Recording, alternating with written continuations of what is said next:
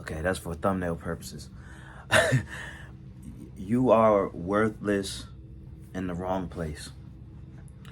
Sometimes I think about like how insignificant somebody like Einstein might feel, for example. And there's no reason to believe that he ever did, but how insignificant he may have felt when somebody who meant something to him only called him to help him move boxes or something like that.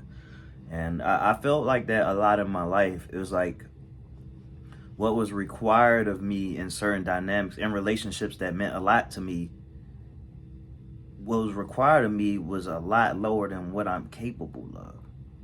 And so if you constantly go beneath your capability, you will forget what you're capable of, and you'll be spending less time doing what you're capable of, you know?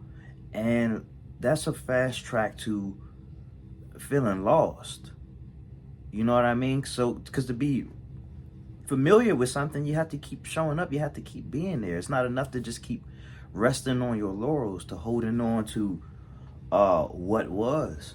You see, a lot of people, they feel this sense of glory when they bring up what they did in high school, and after that, it's just like all downhill. I never really wanted that to be me. Luckily, luckily, I didn't peak in high school because I didn't do anything in high school. That's a great example. Like I was capable of so much more, but I played it small. I played it small. Not to blame anybody, but I played it small because people around me were playing it small. Every time I was around somebody who went above and beyond to accomplish something, I tried too. Like when I was in third grade, I had a friend who was reading on a high school level. So I would like silently compete with him. He was my best friend. I didn't want to see him lose or anything like that, but I would silently compete with him. You know, this is third grade. Next year in fourth grade, they was trying to skip me to the sixth grade because I wasn't being challenged. You know what I mean?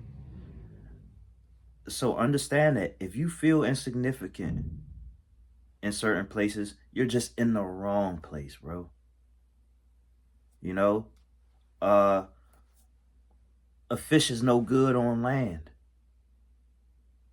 A bird is no good in water unless it's a duck or something. You know what I mean. You know what I'm talking about, man. So it's important to place yourself in environments where you feel valued, where you can make the most out of yourself, where you feel like you're being yourself. And if you don't see those environments, you have to create those environments. And for me, it's as simple as spending time in solitude and just working on my life's work. Okay, I don't think you'll ever go wrong.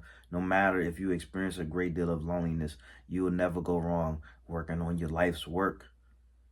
Go deeper into the loneliness if you have to. Going deeper into the loneliness that comes with solitude is much better than having this loneliness that comes from being in the crowd and you feel misunderstood. You feel like nobody understands you. You feel like nobody sees your worth. Oftentimes, if you feel like nobody sees your worth, you don't see your own. Because if you truly did see your worth, if you truly did see your worth, it wouldn't matter what other people thought about you because they don't even know you like that. They don't know you on that level, or they don't know you better than you know yourself. You know, because people who really care about the uniqueness that comes with being you, they would encourage that. But they can't see it in themselves.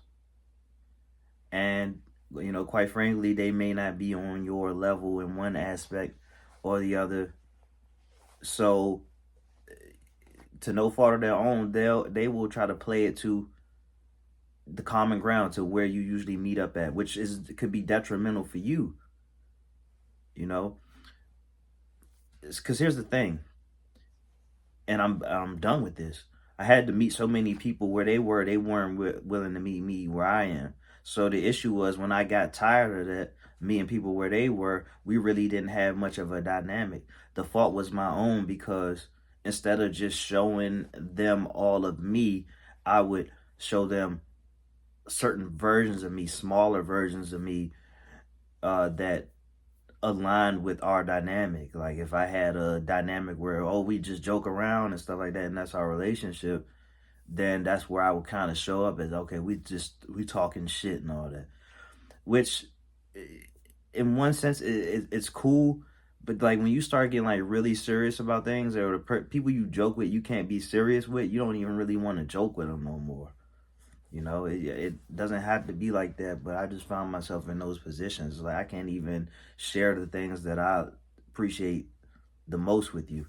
You know, you get quiet on those things, but when it's time to talk shit, we got a lot of conversation, and you know, I'm just kind of getting too old for that. Okay, so make sure you're placing yourself in the best positions, the best environments, the way you can really truly be yourself. If you can't find it, you create that. All right. And in the interim, make sure you get to know more about what it means to be you. Put more time into yourself, invest in yourself, appreciate yourself, trust yourself.